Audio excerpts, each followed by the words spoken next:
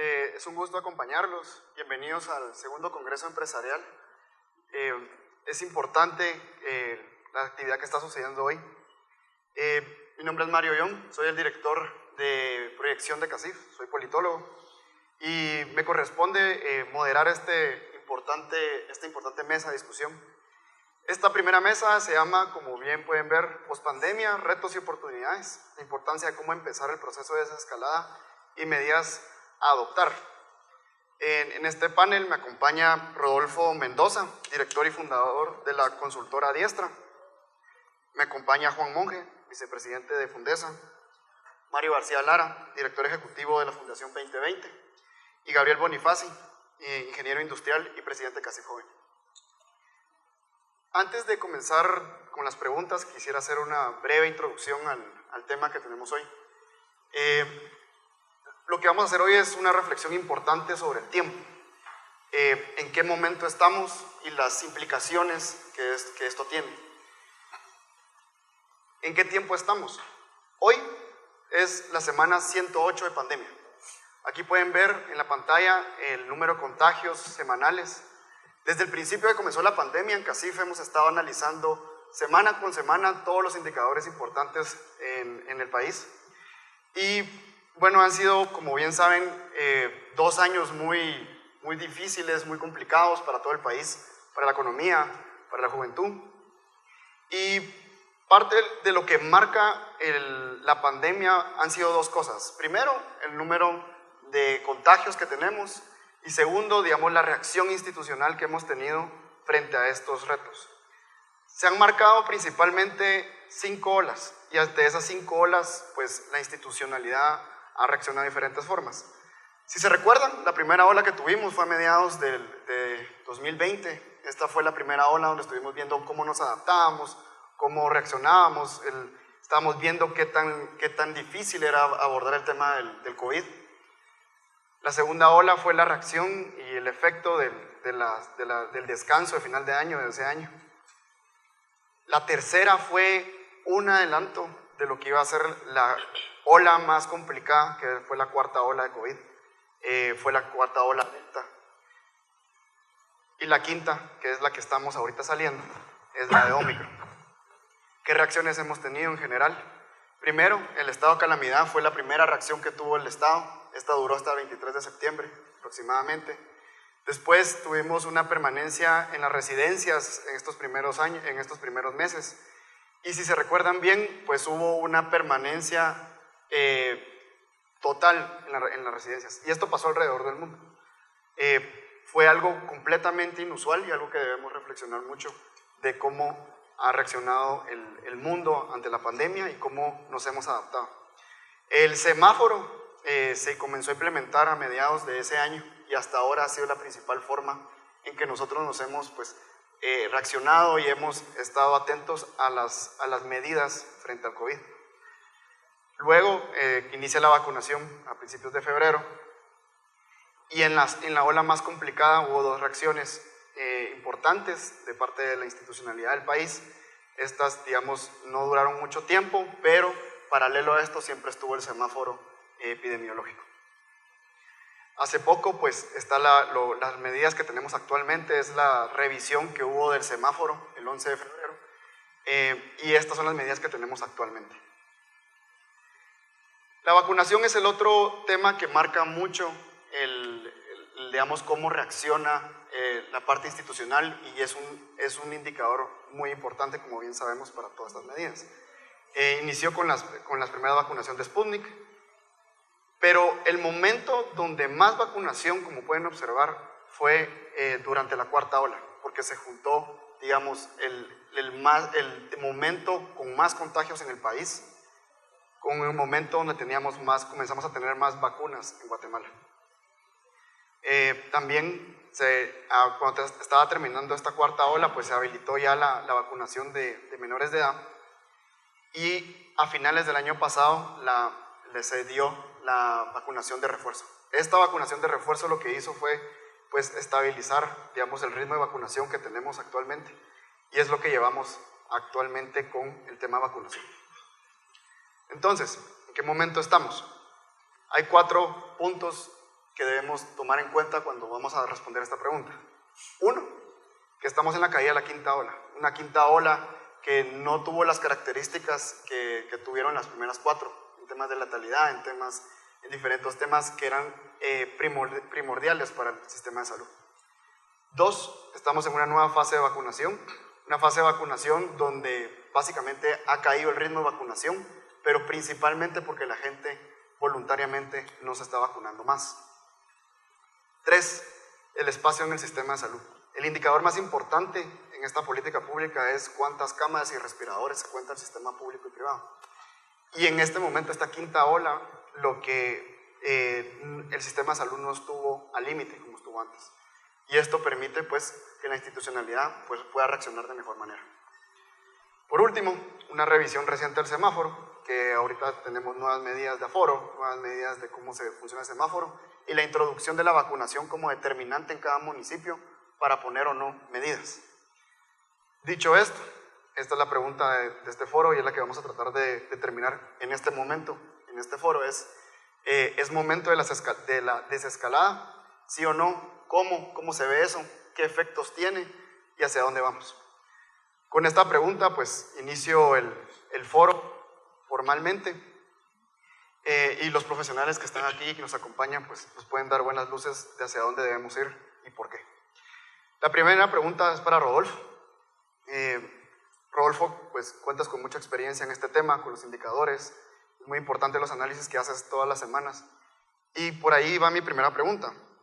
¿Cómo crees que ha sido la respuesta sanitaria de Guatemala ante la pandemia hasta ahora y qué caracterizará este año? Bueno, primero, antes que nada, muchas gracias, Mario, y felicito a los organizadores por hacer un evento presencial. Creo que es importante que el sector privado lidere el retorno a la normalidad. Y gracias a todos por estar aquí presentes. La pandemia hay que entenderla en 3 fases que más o menos coinciden con los años calendario que hemos tenido. El año 2020 fue el año del gran encierro. Teníamos un virus que no se conocía, que no había manera de tratarlo, y la reacción de la mayoría de gobiernos fue encerrarse, y eso provoca la recesión económica del año 2020. El año 2021 es el año de la vacunación masiva, y los países que comprendieron esa decisión política se adelantaron y pudieron desplegar bien un programa de vacunación que, teniendo uno que otro bueno o malo resultado, sí tenía un mensaje político muy fuerte a la población. El año 2022 ya es un año ahora en que estamos en una nueva fase, y la fase del 2022 es el año del retorno a la normalidad. Nosotros venimos diciendo en Diestra desde el mes de octubre que esto iba a suceder, y efectivamente ha venido pasando, como los gobiernos ahora tienen una nueva tendencia, y la tendencia es a delegar en el individuo el cuidado personal, es a ir retirando restricciones. Hemos visto ya países que la han liberado totalmente las restricciones, como es el caso de Dinamarca, como es el caso de Irlanda, o países que las han relajado, como es el caso de Reino Unido, de Francia, España, etc. Y creo que Guatemala debería sumarse a esa tendencia mundial de poder relajar o liberar las restricciones. Dicho sea de paso, nosotros llevamos 2 años viendo semana a semana las estadísticas y su correlación con las restricciones de los gobiernos, y independientemente de los primeros 2 meses probablemente o 3 de la pandemia, a partir de entonces la colocación o no de restricciones no tuvo efecto alguno en prevenir los fallecimientos por cada 100,000 habitantes. Eso es cierto todo el finales del 2020, es cierto también el día de hoy. Así que al evaluar los resultados de Guatemala, lo que tenemos que ver, primero del lado económico, ustedes lo conocen, Guatemala cae en el 2020 un 1.5 en su Producto Interno Bruto. Recuperamos el año pasado, tuvimos un gran año en términos de ese indicador, un 7.5, y eso colocó a Guatemala en una posición más favorable que otros países. Y si ustedes suman eso a lo que es los resultados en salud, Guatemala, vamos a decir que tuvo resultados promedio en el mundo en términos de salud, no ni malos ni buenos, estuvimos promedio cuando se considera el total de fallecimientos, no el total de registros de fallecimientos, sino el total de real de fallecimientos. Tenemos alrededor de 17,000 fallecimientos oficiales, en la realidad son un poco más de 50,000, son según los datos de RENAP. Eso haría que este evento tenga el doble de fallecidos que el terremoto del 76, la sexta parte del conflicto armado en poco más de 36 años, pero pone a Guatemala en una condición promedio, es decir, muy bien en términos económicos, promedio en términos de salud, y eso hace que el país, cuando ustedes evalúan el todo, está en la mejor posición comparado con el resto de Latinoamérica, tanto en términos de salud como de economía. Y hay un tercer elemento que yo quisiera traer aquí, que es el elemento social, el cual ha estallado en otros países. La pandemia provoca un crecimiento de la desigualdad y un crecimiento también del hartazgo de la población, y algunos otros países han tenido algún tipo de levantamiento social que no ha existido todavía en Guatemala. O sea que podemos decir que Guatemala, en medio de la crisis, si no hay que celebrar que nos fue bien, sí hay que reconocer que fuimos al que menos peor le ha ido de todo el continente americano. Yo creo que eso es bastante importante de cara hacia lo que tenemos por delante y lo que pudiéramos hacer en este país. Como les digo, este es el año del retorno a la normalidad. Algunos preguntan, ¿cuándo es el fin de la pandemia? Esa es la pregunta más común que nos hacen. Y yo siempre les respondo, depende qué es para usted el fin de la pandemia. Si el fin de la pandemia significa el momento que deje de estar presente COVID, para eso falta muchísimo. Probablemente nunca llegue a estar ese momento. COVID no va a ser erradicado. Lo que sí es cierto es que COVID ha perdido totalmente su amenaza, su riesgo. El día de hoy, en el mundo y en Guatemala, la tasa de fatalidad es del 0.3%. Es la misma tasa de fatalidad que ha tenido la influenza en Estados Unidos los últimos 10 años. Así que hemos perdido ya el temor. Y esa pérdida de temor ha hecho que la gente retorne a la normalidad gradualmente. Algunos antes que otros. Pero ese retorno es el que está permitiendo que exista entonces en nuestro país una mayor actividad.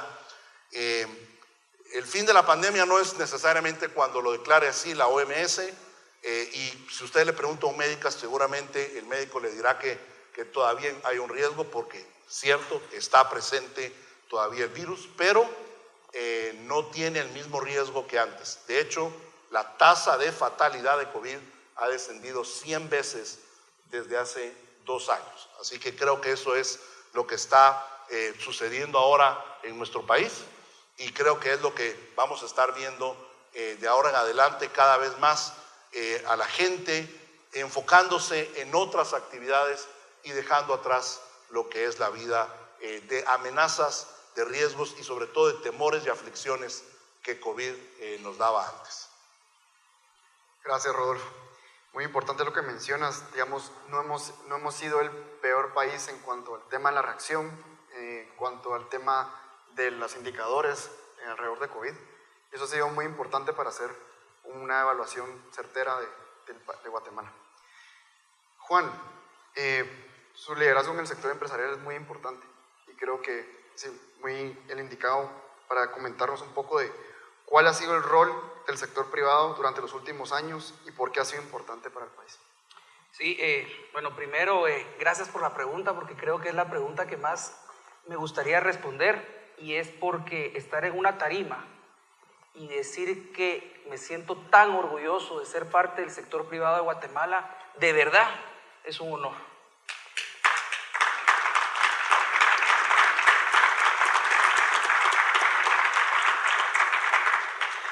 Ayer el presidente del CACIF, en una cena que tuvimos, decía de que no es momento de quejarse y de criticar, sino que de tomar acción. Y eso es exactamente lo que el sector privado en Guatemala ha hecho siempre.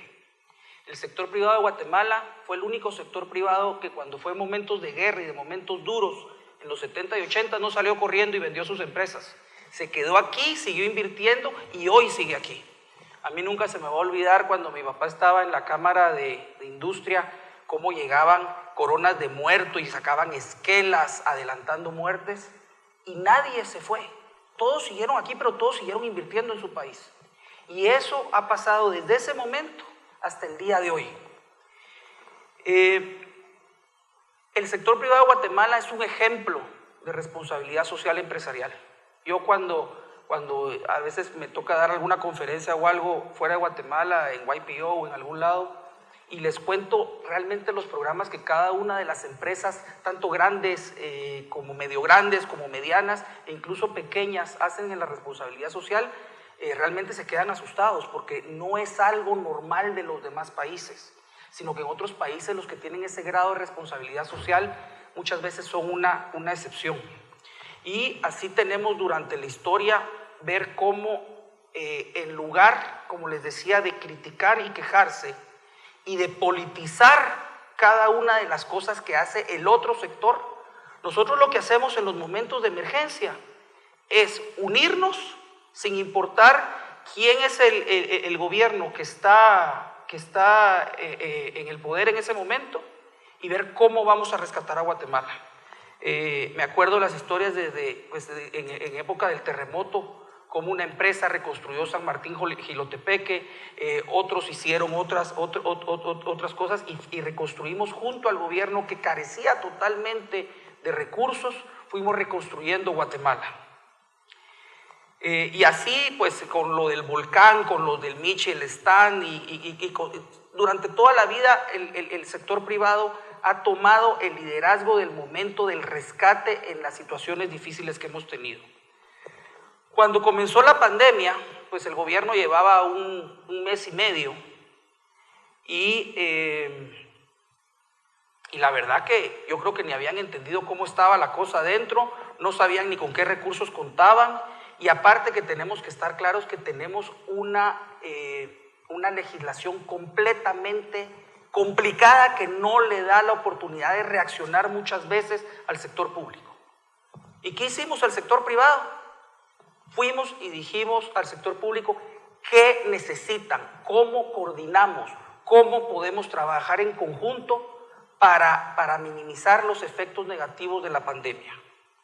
Y fue así como se hizo el primer acercamiento para hacer el primer hospital temporal. Y llegamos un grupo de empresarios con el presidente y le dijimos: presidente, ¿qué necesita? Y nos dijo: un hospital temporal para atender lo que viene. ¿Y cuánto cuesta equiparlo? Y nos dijo: pues nosotros calculamos que alrededor de $1 millón. Bueno, ¿sabe qué? Aquí está el $1 millón, pero no se lo vamos a dar. ¿Nos deja ejecutarlo? Sí, por supuesto. Nos dieron un listado que sumaba, de acuerdo al Ministerio de Salud, cuánto costó, en qué se repartía el $1 millón. Lo ejecutamos y fueron $547,000. Entonces llegamos de vuelta con el presidente y le dijimos: mire, todavía le quedan alrededor de $453,000. Y nos volvieron a dar un segundo listado, y después un tercer listado, un cuarto listado, y llegamos a 5 listados. Y eso es lo que hace el sector privado en diferencia al sector público. Pero al trabajarlo junto con el sector público pudimos tener el impacto de tener el primer hospital temporal en la ciudad. Y después hubieron más empresas que hicieron lo mismo en Petén, en Quetzaltenango y en otros lugares, y logramos realmente ser el sector privado los que subsidiamos el tener una salud pública adecuada que nos permitió, por lo menos después de no tener absolutamente nada, comenzar a recibir a las personas que durante los siguientes meses comenzaron a ponerse graves. Pero teníamos otro problema, que no sabíamos quién estaba enfermo. Y los sistemas de compras, que realmente la legislación es pésima y tiene unos amarres y tiene unas formas de botar los concursos, que es en lo que más deberíamos de enfocarnos, pues vimos qué hacemos si no tenemos pruebas. Y no había forma de comprar pruebas. Entonces, junto a los Juan Carlos Páez, Juan Carlos Zapata, hicimos un plan de compra de pruebas. Hicimos un fundraising del sector privado y otra vez el sector privado dijo: aquí estamos.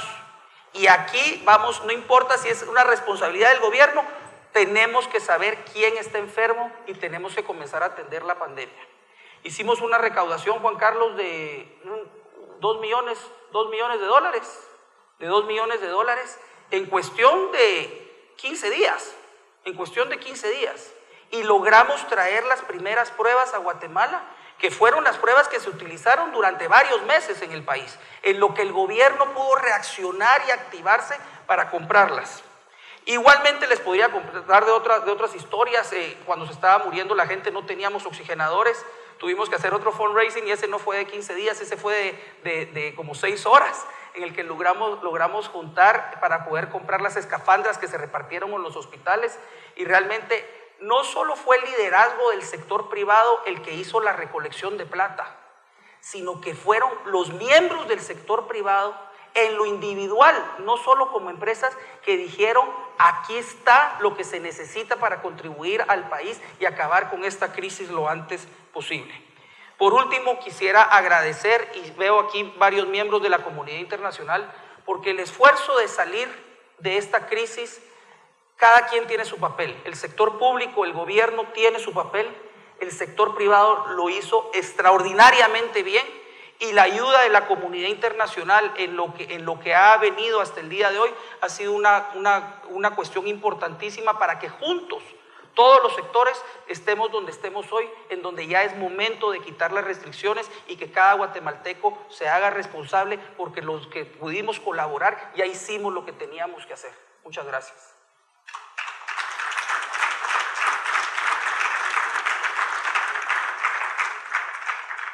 Muchas gracias, Juan. Importante mencionar el rol que tiene el sector privado, y lo ha tenido durante muchos momentos de la historia del país, algo que no se habla mucho en la opinión pública. Mario, es un momento complicado para la economía del mundo y es un momento complicado para la economía de Guatemala. Entonces, sería importante preguntarte cómo se han afrontado los retos macroeconómicos de los últimos 2 años y qué lecciones aprendidas se pueden tener de este periodo. Gracias, Mario, y gracias a CACIF por la invitación a este importante evento. Yo partiría, digamos, ya Rodolfo comentaba que Guatemala fue la economía menos afectada, digamos, en los primeros 2 años de la pandemia en todo el hemisferio. Yo diría que Guatemala es la economía más resiliente. Esa palabra a los economistas nos está gustando mucho últimamente. Resiliente quiere decir algo que se dobla con los vientos, pero que no se rompe. Y efectivamente la recesión de 2020 fue la más baja de América. Como decía Rodolfo, no es para quemar cohetes, pero bueno, fuimos los menos afectados. Y la recuperación de 2021 fue bastante buena. Evidentemente, los países que cayeron más tuvieron tasas de crecimiento más altas, pero para un país que solo, entre comillas, cayó 1,5%, pues es muy bueno haber crecido 7,5% el año pasado. Pero yo quiero hacer énfasis en 3 aspectos que explican esa resiliencia y ese desempeño relativamente mejor de Guatemala respecto de otros países. Y uno es, Juanito ya lo mencionaba, es la característica del emprendedor, del empresario y del guatemalteco en general de adaptarse, de innovar, de sacar su ingenio para seguir produciendo, para seguir trabajando. Esa actitud de no derrota, créanme que no se ve en todos los países, y es algo que creo que es un factor clave en este relativo buen desempeño de Guatemala. El segundo es la historia de políticas macroeconómicas responsables. La estabilidad macroeconómica y la política fiscal y monetaria bastante ortodoxas de Guatemala muchas veces se desprecian o se menosprecian. Y de verdad es un activo valiosísimo que solo se da cuenta uno de cuánto vale cuando ocurren tragedias como esta pandemia. Y ese fue un factor clave, fundamental, para que el golpe a la economía guatemalteca no fuera tan grande. Y en tercer lugar, las decisiones que se tomaron en materia de política económica al inicio de la pandemia fueron muy oportunas. Y tengo que empezar por, bueno, ustedes saben que el gobierno, o se recordarán, sacó un paquete de 10 medidas que estuvo bien, pero ese paquete de 10 medidas no hubiera podido ser sin ciertas decisiones de política y de política fiscal que se aplicaron súper oportunamente al inicio de la pandemia. En la política monetaria se proveyó de liquidez, no se tuvo una ventanilla de liquidez abierta para el sistema bancario, se redujo la tasa líder rápidamente, se dio lo que ahora se llama un holiday bancario, es decir, se pospuso y se dio ciertos márgenes para que los registros de créditos morosos o de constitución de reservas de los bancos se pospusiera durante algunos meses. Eso fue un alivio enorme alivio para toda la economía en un momento de gran incertidumbre y de confinamiento generalizado. Y en la parte fiscal, previsoriamente se acudió a ventanillas de crédito internacional, que hay que decirlo, estaban abiertas por el buen desempeño histórico macroeconómico de Guatemala, a condiciones financieras muy razonables. Extraordinariamente y para, digamos, alguna preocupación de algunos, incluyéndome yo, se dio un crédito multimillonario del Banco Central del Gobierno, que como ustedes saben está prohibido por la Constitución, salvo casos de catástrofe nacional. Y creo que atinadamente el Congreso decidió que esto evidentemente era una catástrofe nacional y decidió que el Banco Central podía por esta única vez darle un crédito millonario al gobierno. Y eso sirvió de base para los 10 programas del gobierno. Algunos de esos programas funcionaron bien, otros no tanto, pero quizá el efecto más importante, aparte de aliviar a las familias y a muchas empresas con los programas de apoyo a las familias, el reparto de víveres,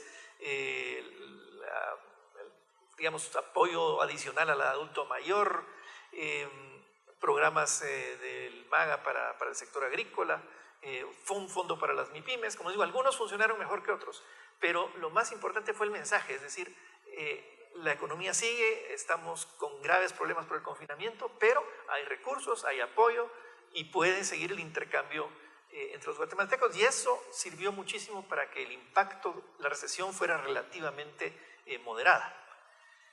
2021, como les decía, fue el año de la recuperación, tuvimos un crecimiento bastante bueno, 7,5%, como les digo, si uno mira a otros países crecieron más que eso, pero la caída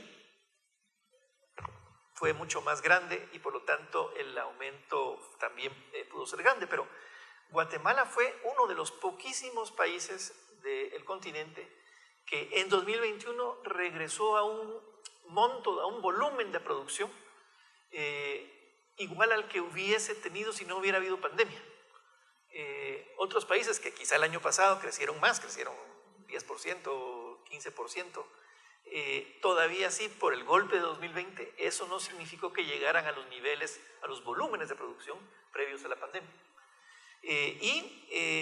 Yo diría que para finalizar, si podemos tener alguna lección de estos 2 años, podría ser la importancia de tener un sistema de salud que, como vimos, tuvo sus problemas, el salud pública me refiero, la importancia de pensar en tener, por ejemplo, algún seguro de desempleo, como tiene muchos países, de hecho la mayoría de países, que eso estaría a manos del ICS, que en circunstancias como estas hubiese sido un apoyo adicional, la importancia, y voy a seguir enfatizando en esto mientras pueda, de tener una macroeconomía estable y sólida. Y aquí, ojo con los déficits fiscales, en todo el mundo se está viendo un relajamiento de los políticos respecto a tolerar déficits fiscales. Eso no es buena noticia. Tenemos que ser cuidadosos y preservar ese gran tesoro que tenemos y que creo que es una de las grandes lecciones de estos 2 años. Muchas gracias, Mario. Importante el tema de la resiliencia, de cómo nuestra economía tiene ciertas características y especialmente de ser cuidadosos con el déficit fiscal, especialmente a finales de año con los presupuestos. Gabriel, actualmente lideras CACIF Joven, un espacio muy importante dentro de nuestra institución. Yo te quería preguntar, ¿qué tanto han sido afectados los jóvenes durante los últimos 2 años y por qué es importante que pongamos atención ahí? Pues muchas gracias por tenerme en este foro y muchas gracias por la pregunta, Mario. Creo que es importante que nosotros los jóvenes tengamos una voz en un foro como este. Y estuve pensando en cómo responder esta pregunta y lo primero que pensé es, bueno, voy a llamar a un montón de gente que yo conozco, jóvenes que están estudiando en el colegio, en la universidad, o recién salidos de la universidad y buscando empleo. Y realmente me impactó las respuestas que tuve. Ninguna respuesta fue igual a la otra, todas fueron totalmente diferentes. Todos fueron afectados de maneras muy distintas, ¿verdad? Algunos fueron afectados de maneras muy negativas y algunos otros de maneras positivas. Y esto me lleva a resumirlo en dos temas importantes. El primero es el tema de la virtualidad. Bueno, tanto los estudiantes como los trabajadores lo vivimos y vino con muchos retos la virtualidad. El primer reto creo que fue el tema de la curva de aprendizaje. Esto nadie sabía que venía, nadie estaba preparado. Entonces ahí se nos fueron un par de meses, hasta quizá un año, y hasta quizá hay cosas que no las sabemos hacer todavía con respecto a la virtualidad. En lo personal a mí me costó muchísimo pues, estar en mi casa trabajando desde la compu. El segundo reto de la virtualidad fue la accesibilidad a la virtualidad, porque no todos somos suficientemente afortunados como para tener este tipo de accesos. Y a esto me refiero a tener las cosas básicas, como las herramientas, alguna computadora donde uno se puede conectar, algún celular. Mi compañera que viene de Huehue me contó que los universitarios en Huehue se conectaban desde el celular, y yo me pongo a pensar cómo yo hubiera podido llevar un curso universitario desde el celular. O sea, qué difícil tuvo que haber sido esos primeros meses de la pandemia, ¿verdad? Adicional a esto, también necesitamos un espacio en casa, y no solo un espacio en casa, sino separado de la familia, donde nos podamos concentrar en lo que estamos haciendo. Y también un acceso importante, que es el internet, ¿verdad? Al principio de la pandemia, pues, la red se saturaba, se caía, y todos nos quedábamos sin poder comunicarnos y trabajar, ¿verdad? Adicional, se perdió un elemento muy importante, que yo considero muy importante, y es el tema de la interacción social dentro de ya sea un curso universitario o en la misma empresa. Creo que se perdió mucho de esas interacciones. Uno aprende muchísimo de otras gentes, y pues en lo personal yo he aprendido más cuando trabajo en equipo, ¿verdad? La pandemia también trajo cosas buenas, y bueno, a través de la virtualidad se abrieron nuevas oportunidades. Se abrió la posibilidad de poder trabajar remoto, se nos abrió un mundo a los profesionales. Tengo amigos que trabajan desde Guatemala para empresas de Estados Unidos, y realmente es un mundo a lo que tenemos allá afuera, ¿verdad? Otra oportunidad que siento que tuvieron ciertos sectores, ciertas carreras, se podría decir, las empresas se dieron cuenta que tenían que invertir mucho en tecnología. Entonces, los departamentos de IT fueron creciendo, la transformación digital se volvió más vital dentro de las empresas. Y también en las conversaciones que tuve siempre surgía este tema, el tema del balance entre el trabajo y la vida. En algunos casos fue positivo, en algunos casos fue negativo. Del lado positivo, pues mucha gente dice que tenía tiempo para compartir con familia, con amigos, dedicarse a otras cosas, estudiar, trabajar al mismo tiempo, y otras personas pues sentían que solo nunca terminaban de trabajar, ¿verdad? Entonces, a lo que quiero decir con esto es que todos vivimos experiencias muy diferentes y todos fuimos afectados. La otra variable que considero muy importante es el estado económico de los jóvenes. La pandemia empezó y la solución de muchas empresas, no la solución, sino la supervivencia de muchas empresas fue recortar gente. Y la gente que estábamos más propensos a tener ese corte de empleo, de despido, se podría decir, somos los jóvenes, porque tenemos somos los que tenemos menos experiencia, menos años trabajando, pues, ¿verdad? Entonces creemos que ahí pues sufrió mucho la juventud de Guatemala. De por sí ya existían pocos empleos en Guatemala y la pandemia vino a robarnos un poco más de esos empleos, ¿verdad? Según un dato del IGS y el Ministerio de Educación, de los últimos 10 años en promedio se gradúan 140,000 jóvenes al año de universidad y solo 25,000 empleos son generados. Tenemos un desfase enorme entre esas dos cifras y tenemos que buscar una solución, ¿verdad? Y también hay otro tema importante que es la priorización de los jóvenes, y esto lo he visto a primera vista en la empresa donde yo trabajo.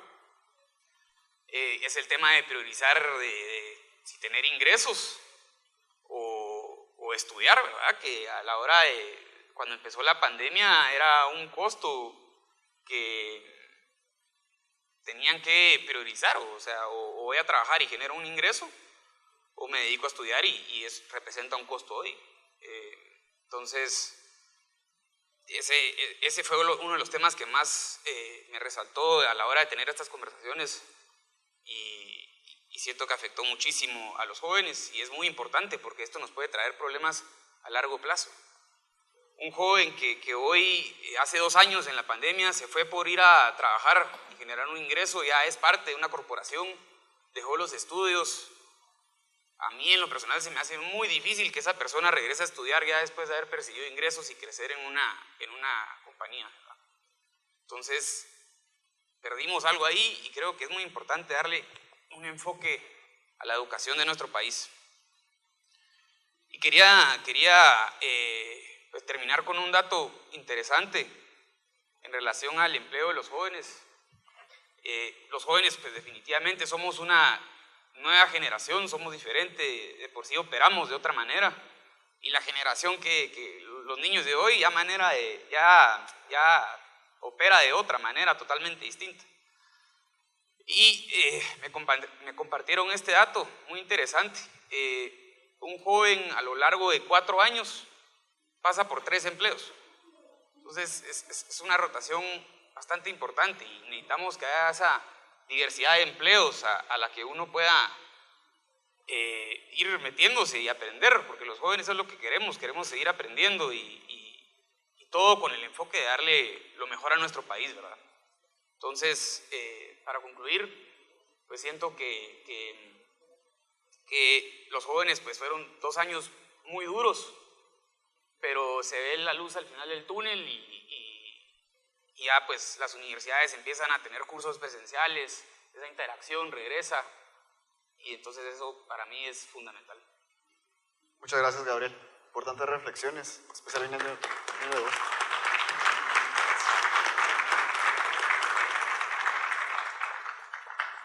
Esta primera ronda de preguntas eran para ir conociendo un poco las reflexiones hasta ahora sobre el tema de la pandemia. Y ahorita quisiera hacerles otras preguntas para ver de aquí en adelante, que creo que es lo más importante, más cuando vamos a hablar de desescalada de COVID. Y comenzaría con Rodolfo nuevamente. Hay que pues ser muy reflexivo en el momento en que estamos. Es un momento creo que muy clave en el año y en el tema de la pandemia. Estamos en la semana 108. Y te quería preguntar cómo se ve un proceso responsable de desescalada en los diferentes espacios del país. ¿En qué deberíamos ser prudentes? Bueno, yo quisiera comenzar diciendo que es bien importante que tomemos una decisión atrevida y valiente respecto a la desescalada en nuestro país. Este es el año de retorno a la normalidad, pero quiero añadir algo más. El año 2022 no es el 2019. Es decir, la normalidad a la cual queremos regresar ya no es la misma que recordamos previo a la pandemia. La pandemia vino a ser un parteaguas en varias cosas y creo que eso se ve acentuado ahora con la crisis que estamos viendo de la invasión en Ucrania. El mundo va a cambiar, hay muchas tendencias que están surgiendo ahora que va a hacer que tengamos un mundo muy diferente, multipolar, algo desglobalizado, y más tornado hacia lo digital. Así que no deberíamos de tener la esperanza de retornar a lo que un día fue.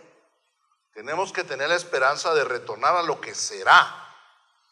Y eso, creo yo, comienza por una decisión que yo considero responsable para Guatemala, y es levantar todas las restricciones que tenemos en la operación interna de nuestro país. Mucha gente dice que ya no, el semáforo no importa. Y es cierto, hay muchos que se comportan sin que importara. Ustedes seguramente, varios de ustedes ya no lo revisan, ni tienen idea en qué color estamos o qué aforos existen. Y es que nosotros, a la verdad, vivimos en un país donde existen algunas restricciones que no se aplican en su mayoría de casos. Pero eso trae, creo yo, al menos dos riesgos. El primero es certeza jurídica. Trae el riesgo de que tenemos una normativa que, aunque sea obsoleta, tiene sanciones allí que deberían de ser levantadas. Y hay todavía algunos que observan esas restricciones por temor a un impacto reputacional. Y la segunda razón para mí, más importante respecto a levantar las restricciones, son las clases presenciales de la escuela pública. El día de hoy tenemos 139 municipios en color rojo, donde aproximadamente 1,5 millones de niños no pueden asistir a una clase presencial. Y eso probablemente no hayamos visto el impacto que nos tiene a un futuro en el país, porque varios gozamos del beneficio que alguno de nuestros hijos vaya a un colegio privado en el municipio de Guatemala o sus alrededores, donde estamos en color anaranjado. Pero para la educación en Guatemala, perder 2 años de clases presenciales con la poca conectividad, y ojo a este dato que le voy a dar, habiendo entrado a la pandemia con los peores resultados de educación de los últimos años a nivel latinoamericano. Guatemala retrocedió en sus niveles educativos del 2000 al 2019 en comparación con el resto de países de Latinoamérica, a pesar de que se invirtieron en educación en ese periodo 125,000 millones de quetzales. Entonces, la decisión más responsable debería de ser levantar esas restricciones para permitir que la educación retorne, y bueno, retorne cualquier otra actividad que todavía siente la amenaza de las restricciones. Y un ejemplo que podemos seguir es lo que está haciendo nuestro vecino El Salvador. En El Salvador se publica un mapa de riesgo, donde cada municipio tiene un color, igual que acá, rojo, amarillo, verde, según el riesgo de contagio que hay en ese municipio en ese momento. Pero ese mapa no tiene atado ninguna restricción. Es decir, hay una actividad libre, pero el mapa me sirve de información para que yo tenga mi cuidado personal. ¿Sabe qué es lo más interesante? Los resultados de fallecimientos entre Guatemala y El Salvador, fallecimientos por cada 1,000,000 de habitantes, son idénticos. Entonces creo que Guatemala debería tomar ese paso responsable. Luego de eso, tenemos que ver cómo se logra empujar para que algunas actividades que todavía no han retornado a la normalidad lo hagan. Ya tenemos algunas que sí. Por ejemplo, todos los indicadores de visitas a comercios, por ejemplo, han retornado a los niveles prepandemia y aún arriba. ¿Ya? Algunos municipios más que otros, pero en general. En diciembre, el indicador de retorno al uso de oficinas presenciales retornó al nivel prepandemia. Esa es otra buena noticia. Pero hay otras actividades que no lo han hecho. Por ejemplo, los vuelos. Actualmente tenemos el 70% de pasajeros de lo que teníamos en el 2019. ¿Ya? Eso implica también un golpe al turismo, que todavía no ha logrado retornar a esa normalidad. Tenemos actividades como las iglesias, por ejemplo, que llevan alrededor de un 60% de su asistencia que tenían previo. Tenemos actividades como los eventos sociales o culturales, los eventos masivos, el cine, por ejemplo, los conciertos, los eventos, digamos, a nivel general todavía no han retornado a esa normalidad. Hay una parte de la economía que también merece ser reactivada. Así que todavía nos quedan, digamos, algunas actividades allí que deberíamos de empujar para que podamos ir retornando cada vez más a la normalidad. Y cierro diciendo esto. La pandemia trajo una transformación digital que es más evidente en el primer mundo que en nuestros países. En el primer mundo, alrededor del 15 al 30%, dependiendo del país, está en teletrabajo. Y alrededor del 20 al 30%, dependiendo del país, se ha movido al comercio digital. En nuestros países, si bien es cierto, existe algún crecimiento de esto, todavía no hemos entrado de lleno a lo que es esta nueva tendencia, que seguramente va a ser algo que vamos a estar viendo en la próxima década, cada vez de manera más grande y avanzar cada día más. Así que cierro diciendo, es momento de que lideremos ese retorno a la normalidad en nuestro país. Muchas gracias, Rodolfo. Creo que lo que mencionas se relaciona mucho con lo que mencionaba Gabriel. Digamos, hay efectos que todavía seguimos viviendo, especialmente en el futuro de nuestro país, en los jóvenes, en la virtualidad que ha cambiado mucho de nuestra realidad y la forma en que interactuamos. Que me lleva a la siguiente pregunta con Mario. Ahorita estamos como despertando un nuevo mundo que todavía sigue transformándose, un nuevo mundo con nuevas oportunidades, con nuevas formas de hacer las cosas, con un nuevo tipo de crisis. Y en ese sentido, ¿cómo el proceso de desescalada puede marcar las políticas económicas de este año? ¿Y qué oportunidades debemos aprovechar en ese sentido? Pues efectivamente el mundo está cambiando y ha cambiado y genera una serie de oportunidades que Guatemala debería y puede aprovechar. Está evidentemente la sombra de la guerra en Ucrania y está la sombra de los precios altos de los commodities y las disrupciones en la cadena de suministros que venía desde antes de la guerra de Ucrania y que empezaba ya a solucionarse. Pero creo que a pesar de esas sombras que hay ahí, las oportunidades están claras y evidentes. Ya Rodolfo nos habló básicamente del que la nueva, o ya no tan nueva cepa Omicron, más la vacunación masiva, especialmente en el mundo industrializado, ha permitido una reactivación casi completa del comercio y de la actividad productiva en esos países, y eso es una gran oportunidad para Guatemala. Oportunidad a la que se suma lo que había comentado yo antes, el hecho de que tenemos una macroeconomía bastante estable y muy resiliente. Tenemos además, y aquí lo digo mordiéndome la lengua, tenemos unos ahorros fiscales importantes que hay que usar bien.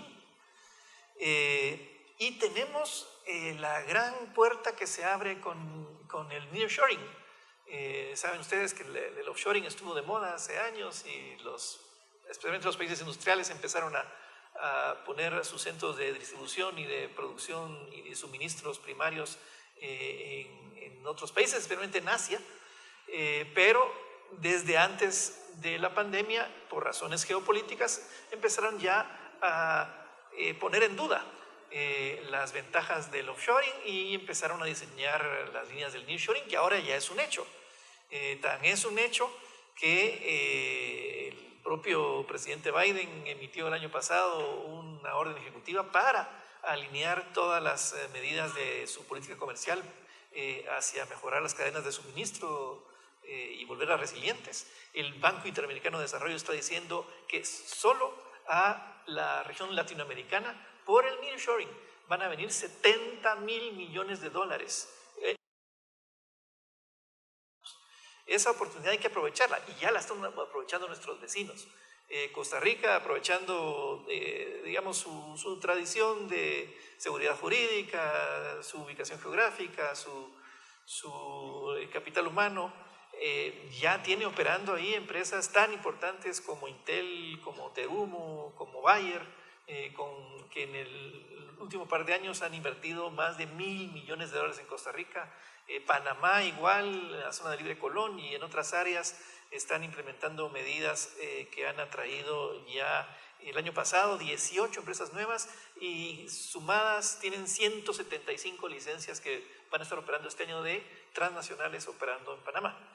Y la lección ahí es que esos países tienen calidad de capital humano, tienen tendencia a innovar, tienen una trayectoria de apertura al comercio exterior, tienen tradiciones democráticas, baja conflictividad y sobre todo certeza jurídica para el inversionista. Y es algo que nosotros deberíamos tomar como desafío. Y hay cosas que se pueden hacer pronto, digamos, las cosas urgentes o de corto plazo que se pueden hacer. Primero, entender que Estados Unidos está en esto del nearshoring y hay que aprovecharlo y hay que entender que tenemos esos lazos comerciales y económicos comunes con Estados Unidos. Tenemos que blindar esos recursos fiscales que Guatemala tiene y que hay que aprovecharlos, especialmente en la infraestructura, pero en proyectos bien identificados, con una ejecución bien blindada y transparente. Tenemos que profundizar en temas de digitalización, de capacitación de mano de obra, y tenemos que dedicarle más pensamiento al tema de los parques industriales y zonas francas, que es lo que Costa Rica y Panamá están haciendo. Ya el ministro de Economía anunció algunas medidas que esperemos que sean exitosas y vayan en esa línea. Esas son las cosas de corto plazo, pero para el mediano plazo también hay que hacer cosas y hay que empezar a hacerlas ya. De hecho, ya empezaron a hacerse algunas cosas. Por fin se legisló el año pasado el trabajo a tiempo parcial, que es súper importante para flexibilizar el mercado de trabajo. Se aprobó la ley de insolvencias este año. La política monetaria y fiscal siguen siendo prudentes y adaptativas a las condiciones. Esas cosas van en marcha, pero para tener ese ecosistema agradable a la inversión y aprovechar estas oportunidades que les digo, es necesario también emprender medidas de mejorar el marco institucional, político, legal, por ejemplo, en una ley que dé certeza jurídica a las inversiones, fortalecer el tema o modernizar el tema de las zonas francas, por ejemplo, reformar el sistema estadístico nacional. Durante los primeros años de la pandemia navegamos un poco como sin radar, y tener estadísticas es fundamental para hacer planes y hacer proyectos de inversión. Vigilar mucho lo fiscal, insisto en eso. La mayoría de países tienen reglas fiscales en ley que le establecen ciertos límites al gobierno para que gaste bien, invierta bien y recaude bien. Y creo que esa es una reforma institucional importante que debemos tener para no descarrilar esta oportunidad que se nos presenta. Tenemos que mejorar el aparato público en general, empezando por el servicio civil, enfatizaría yo en que quizá el reto más importante para consolidar estas buenas condiciones que tenemos para aprovechar las oportunidades que nos presenta el 2021 es la certeza jurídica, incluyendo procesos judiciales modernos y reglas claras para los inversionistas. Y yo diría que esos son los desafíos para aprovechar un año 2022 de grandes oportunidades. Gracias, Mario. Relevante, especialmente con la época que vivimos, las oportunidades que se presentan. Y este tema lo vamos a profundizar aún más en los siguientes paneles, así que por favor no se los pierdan. Gabriel, creo que Mario hablaba muy bien de las oportunidades que hay que aprovechar económicas. Hay un déficit de más de 100.000 empleos formales que nos ha costado ir llenando en el país. Y creo que con las oportunidades que se van a ir presentando y vamos a ir tomando, pues vamos a ir cerrando esa brecha. También Rodolfo hablaba de que el tema de la educación es muy relevante para ir pues apostando por el futuro de los jóvenes del país. En ese sentido te quería preguntar por qué es importante que las autoridades mantengan políticas enfocadas en la juventud de acá en adelante. Nuevamente gracias por la pregunta. Pues te lo podría responder así de simple como la juventud es nuestro futuro, ¿verdad? Pero te quisiera compartir un par de cifras de qué es lo que es la magnitud de nuestra juventud. Guatemala es una población extremadamente joven, es la población número 50 más joven en todo el mundo, de 230 países. Y el promedio de edad es de 23 años, según Our World in Data. Y ahora otros datos del censo que se realizó en el 2018. Menores a 35 años, somos el 70% de la población nacional. Menores a 25 años, somos 55%. Y menores de 20 años, o sea, adolescentes, niños y bebés, somos el 45% de las personas. Entonces, casi la mitad de nuestra población. Y aquí le recalco la importancia que nos enfoquemos en la juventud de aquí en adelante. O sea, este grupo de personas es extremadamente grande y de aquí a 20, 30, 40, 50 años van a ser los líderes de nuestra Guatemala, ¿verdad? Y otro dato muy interesante, que el promedio de años de estudio de la población a partir de los 15 años es solamente de 6 años de estudio. Eso es extremadamente poco, casi inexistente en mi opinión. Y otra vez, la importancia de la educación en los jóvenes y que persigan su carrera es importante, porque si vemos lo que ha pasado en estos últimos años, muchos de nuestros jóvenes han migrado a Estados Unidos y a otros países del mundo. Nosotros queremos retener nuestro talento, queremos que los jóvenes se sientan orgullosos de ser guatemaltecos cada día más. Y también estos jóvenes, pues aquí, los que se quedan en Guatemala, algunos se van por otras vías que no son convenientes, ¿verdad? Entonces, quiero enfatizar esto también, que el año pasado, en varios de los meses, las remesas significaron más ingresos que nuestras propias exportaciones. A mí esa cifra me pareció una locura, pues. Entonces, si nosotros retuviéramos ese talento y les diéramos las oportunidades aquí en Guatemala, sería otra historia, ¿verdad? Entonces, para concluir la pregunta, Mario, creo que nosotros como sector privado, también el sector público, los invito a que generemos soluciones a este tema.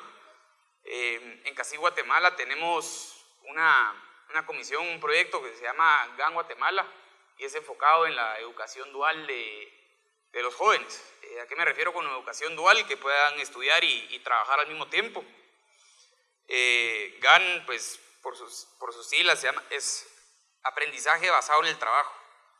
Aprendemos mientras estudiamos y aprendemos en el trabajo, ¿verdad? Y se enfoca en dos pilares principales. Primero es la estandarización de estos programas dentro de las compañías. ¿Y a qué me refiero con esto? Es generar oportunidades se podría decir, una pasantía, pero no solo en cantidad, sino en calidad. Aquí en Guatemala el tema de la pasantía todavía es poco común y es por esto que nos enfocamos en el segundo pilar, que es la incidencia pública, que queremos procurar por tener un marco jurídico que corresponda a la situación de los jóvenes, ¿verdad? Que vele por los bienes de los jóvenes. Entonces, hoy por hoy no existe una ley que enmarque cómo debería ser un aprendizaje basado en el trabajo. Nosotros eso queremos impulsar en GAN y creo que sería el beneficio tanto de los jóvenes como de las compañías. O sea, qué bueno para un joven empezar a tener experiencia desde los 18, 19 años en una empresa pequeña, grande o mediana, ¿verdad? Y qué bueno para la compañía también, uno puede empezar a moldear a su gente y seguir con sus procesos de reclutamiento hasta con jóvenes desde 18 años, ¿verdad? Y con esas oportunidades, dándole esas oportunidades a los jóvenes, pues pueden ir creciendo y encontrando un mejor recurso humano. Entonces, bueno, y solo recalcar que debemos, las autoridades deben de mantener estas políticas y enfocarse en ellas de aquí al futuro, y no es de empezar de aquí a 5 años, a 10 años, es de empezar hace 5 años, pues, ¿verdad? Entonces, invito a todos a que seamos parte de esto, y invito todos ustedes tendrán hijos en el colegio, en la universidad o empezando a trabajar. los invito a que les platiquen a ellos y los motiven a traer soluciones por Guatemala, porque el cambio empieza por nosotros, ¿verdad? Gracias, Mario. Gracias, Gabriel. Importante lo que mencionas. Escuchar más a los jóvenes, a nuestros hijos, primos, sobrinos, y ver qué nuevas perspectivas tienen. Muchas se pueden implementar en nuestras instituciones.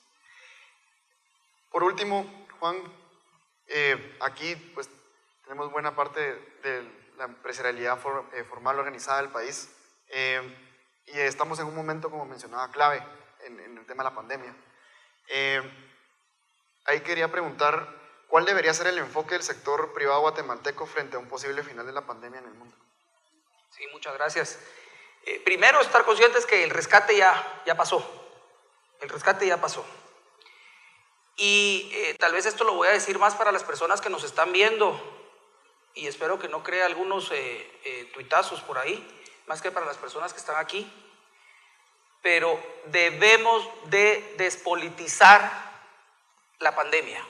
No podemos seguir cayendo en las confrontaciones que nos están tratando de hacer caer las otras personas que no están pensando primero en Guatemala. Nosotros, el sector privado, debemos de tener nuestra agenda que se debe llamar Guatemala, y debemos de luchar por esa reactivación que aún hace falta. Y con eso quiero hablar tal vez de dos iniciativas. La primera, tenemos que estar conscientes que si no logramos hacer una concertación y hablarnos entre los que pensamos distintos, va a ser muy difícil sacar a este país adelante. Y ahorita yo tengo la oportunidad de participar en Guatemala Adelante, que es cómo nos ponemos de acuerdo para bajar un poco la conflictividad. Hay un montón de personas de ambos lados del aspecto ideológico que lo que quieren es confrontación, confrontación, confrontación. Y si no aprendemos cada uno a que tenemos que dar nuestro brazo a torcer, si no aprendemos cada uno a que tenemos que ponernos de acuerdo entre guatemaltecos para buscar soluciones, no vamos a llegar a una solución. Y para esto hemos iniciado un programa de consensos en los cuales el sector privado debe de jugar su rol.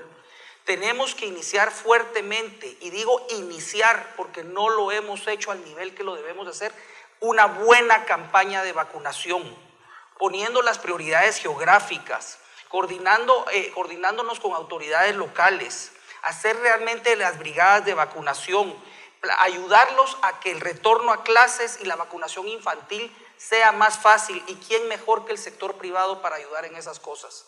Tuvimos una experiencia donde con Fundesa, con José Miguel y con Juan Carlos, dijimos, vamos a ver por qué la gente no se está vacunando. Y llegamos a un departamento, a Escuintla, donde no hay una oposición a la vacunación, y la gente no se estaba vacunando porque estaban los carros parados de las brigadas móviles de vacunación, pero a la gasolinera se le debían 120,000 quetzales, entonces no había cómo echarle la gasolina a los carros. Y para componer ese tipo de cosas, lo que se necesita es voluntad. ¿Y qué hicimos con Fundesa? Fuimos con el sector público a decirle las 4 o 5 cosas que habíamos encontrado. Hacían falta 3 computadoras, no había papel para que llenaran las personas, faltaban 2 refrigeradores, que por cierto, ahí estaba viendo a los amigos de Fogel que nos ayudaron mucho a solucionar ese problema. Y logramos encontrar soluciones en 2 días, que habían tenido parada la vacunación móvil en Escuintla por 4 meses. Y no era cuestión ni siquiera de mucha plata, era simplemente de ver cómo arreglar esos problemas, y lo hicimos junto con el sector público. El Ministerio de Gobernación, cuando les hicimos evidenciar esto, el Ministerio, de Salud, lograron arreglar ciertas cosas. Entonces creo que el sector privado nos damos cuenta por alguna razón de cosas que el sector público no se da, pero podemos ayudar en ese sentido. Y la otra es que Guatemala por primera vez tiene un plan para hacer una Guatemala diferente para el año 2035. Y ese es Guatemala no se detiene. Guatemala no se detiene es un proyecto de verdad sin precedentes, en el que el sector público, tanto a nivel de país como municipal, como el sector privado, estamos trabajando juntos con un objetivo. Aquí veo gentes que son líderes de distintos ejes de Guatemala no se detiene, en donde los avances que hemos tenido en estos 2 años son increíbles. Y tenemos que hacer que las personas que no piensan primero en Guatemala, sino que piensan solamente en política, realmente se unan a este esfuerzo. Hoy no se ha podido agendar ni siquiera el compromiso o el permiso para poder hacer el aerometro en Guatemala, cuando tiene todas las ventajas y es una forma de sacar, de iniciar los proyectos de infraestructura en nuestro país. Y eso es porque ese tipo de proyectos lo que buscan es unirnos y no politizar como lo están haciendo las personas que no están a favor de Guatemala. Así que es momento que nos unamos, es momento que el sector privado seamos los líderes en este retorno post pandemia y que Guatemala no se detenga. Muchas gracias.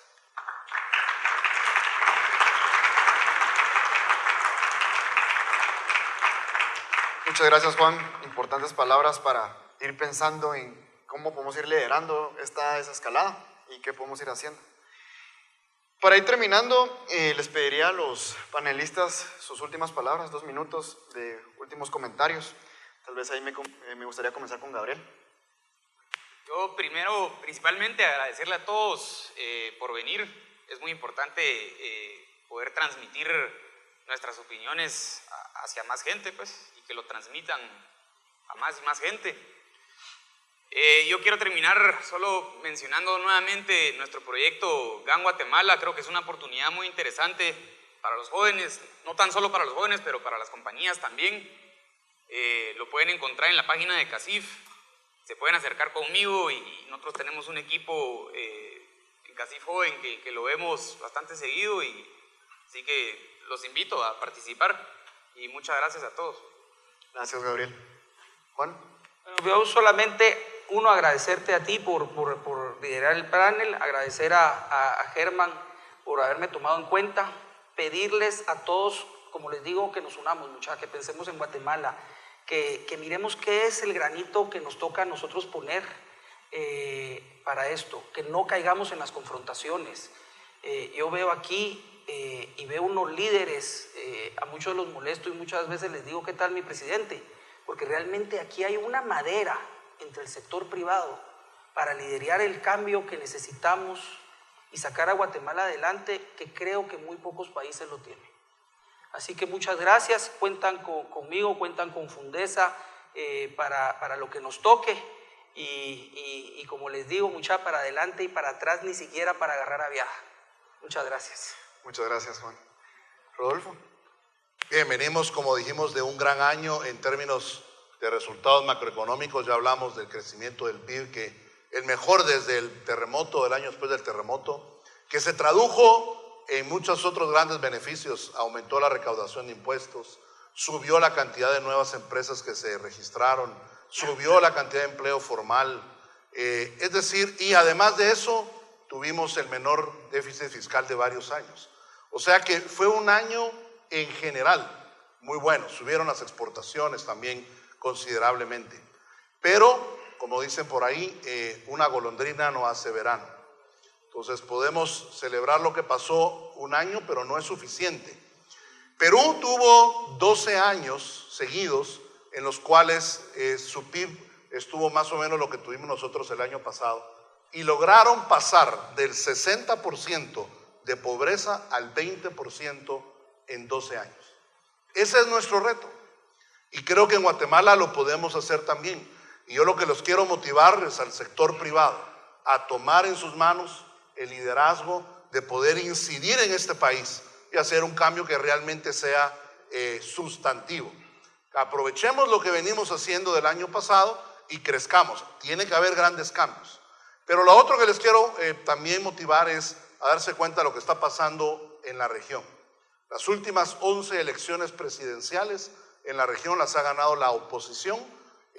Como Latinoamérica era de derecha, la mayoría ahora que están ganando son de izquierda. Si las encuestas dicen la verdad, va a pasar lo mismo en Costa Rica, Colombia y en Brasil. Y tenemos que cuidar que en Guatemala, que es un país conservador, no nos gane aquellos que quieran privarnos nuestra libertad nuestro desarrollo económico y nuestra certeza jurídica. Así que atrevámonos a incidir, atrevámonos a soñar con un país, y como ustedes mejor que yo lo saben, la generación de riqueza pasa por aquellos que son atrevidos y capaces en tiempos de cambio de tomar decisiones de invertir en Guatemala. Así que sigamos creyendo en nuestro país. Muchas gracias, Rodolfo.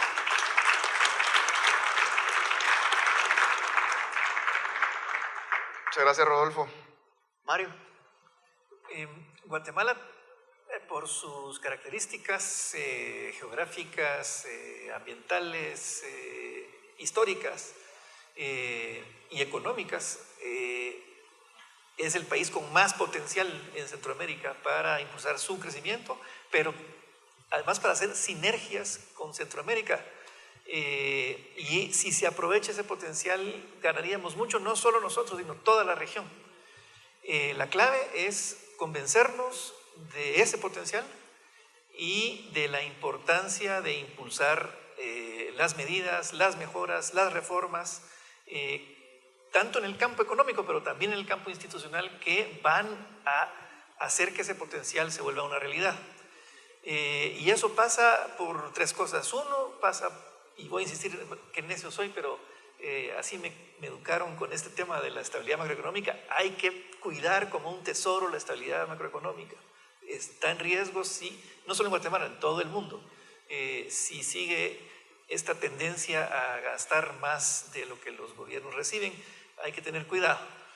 En segundo lugar, hay que emprender las medidas y reformas que ya les comenté, tanto las de corto plazo, que se pueden empezar mañana, como las de mediano plazo, que hay que empezarlas mañana, aunque su proceso es más largo. Y en tercer lugar, insisto, hay que creernos ese potencial. Guatemala es una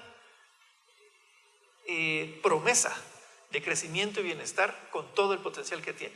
Pero no solo hay que creernos ese potencial, hay que actuar en consecuencia. Y hay que actuar desde el sector privado, pero también tenemos que hacer que se actúe desde el sector público y desde toda la sociedad para que aprovechemos esas oportunidades y ese potencial, que si lo hacemos de verdad, el futuro puede ser, como decía Rodolfo, como el que tuvo Perú esos 8 años. Podemos hacerlo, hay que creérnoslo, pero hay que actuar. Gracias. Muchas gracias, Mario. Gracias. Para ir finalizando, yo me quedaría con sus comentarios. Es importante pensar en el futuro de los jóvenes del país. Aquí Mario y Rodolfo han puesto las oportunidades sobre la mesa. Hay que tomarlas ya y no seguir perdiendo ese gran potencial que tenemos.